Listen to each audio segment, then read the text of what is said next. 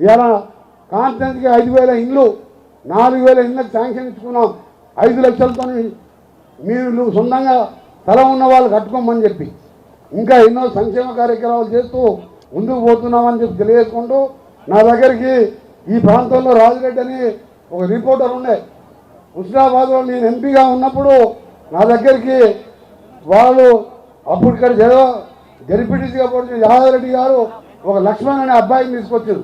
Doctor seat వచ్చింది sir, ఆ అబ్బాయికి చదివిస్తాను తల్లిదండ్రులు పైసలు లేవంటే నేను గత 3 సంవత్సరాలుగా ప్రతి సంవత్సరం ₹1,00,000 కట్టిస్తూ ఆ అబ్బాయి ఇలా 3వ సంవత్సరం మంచి పర్సెంటేజ్తో పాస్ అయింది.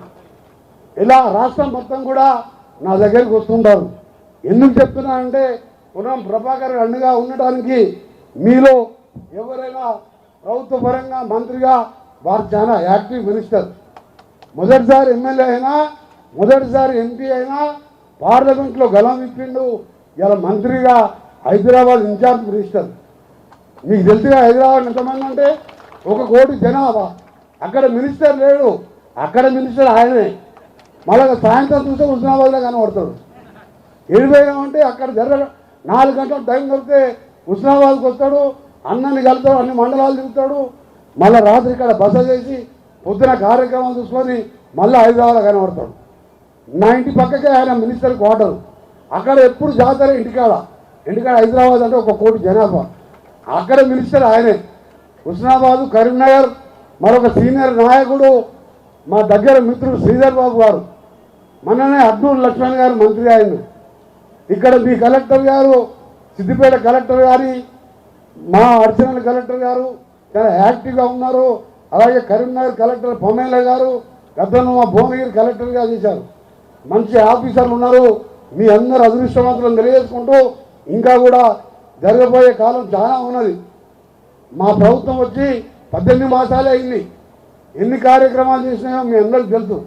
ఇంకా చేయవలసింది చాలా ఉందని చెప్పి తెలియజేసుకుంటూ మరొకసారి మళ్ళా 85 కోట్ల రోడ్డుతో పాటు ఇంకా అభివృద్ధి కార్యక్రమాలు స్టార్ట్ చేసే కార్యక్రమాలు చాలా ఉన్నాయి. అవన్నిటి కూడా మీకు అండగా ఉంటామని మళ్ళొక్కసారి వచ్చే స్థానిక సంస్థల ఎన్నికలు ఎట్లా మీరు గెలిపిస్తారు, కానీ ఆ తర్వాత వచ్చే ఎమ్మెల్యే ఎలక్షన్లో పొన్నం ప్రభాకర్కి ఎంత మెజార్టీ రావాలి? నాకు మొన్న 55,000 వచ్చింది, ఆయనకు 1,00,000 రావాలి మళ్ళీ. అలాంటి నాయకుడు ఉద్యమకారుడు మీకు ఎమ్మెల్యేగా ఉన్నాడు. అందుకనే మీ అందరికీ కూడా ఘనంగా స్వాగతం పలికి దాదాపు 15 కిలోమీటర్ల ర్యాలీతో పాటు స్వాగతం పలికిన మీ అందరికీ చేతులెత్తి నమస్కరిస్తూ మా సోదరునికి మరొకసారి ధన్యవాదాలు. ఎందుకంటే మీ అందరినీ అక్క చెల్లెలని ఇంతమందిని కలుసుకునే అవకాశం కల్పించినందుకు, అలాగే అభివృద్ధి విషయంలో గౌరవలి ప్రాజెక్టులో మన క్యాబినెట్లో మీటింగ్లో ముఖ్యమంత్రి గారితో మాట్లాడి వెంటనే ఫారెస్ట్ క్లియరెన్స్లు కానీ ల్యాండ్ ఎక్విజిషన్ కానీ ఎప్పుడు మాట్లాడినా గౌరవలి ప్రాజెక్టు ఈ అభివృద్ధి నడుస్తూనే ఉంటుంది. హాస్పిటల్స్ దామాన ఇచ్చింది. రైతులు ముఖ్యం కాబట్టి గౌరవలి ప్రాజెక్టుతో ముఖ్యంగా ఉన్నాడు.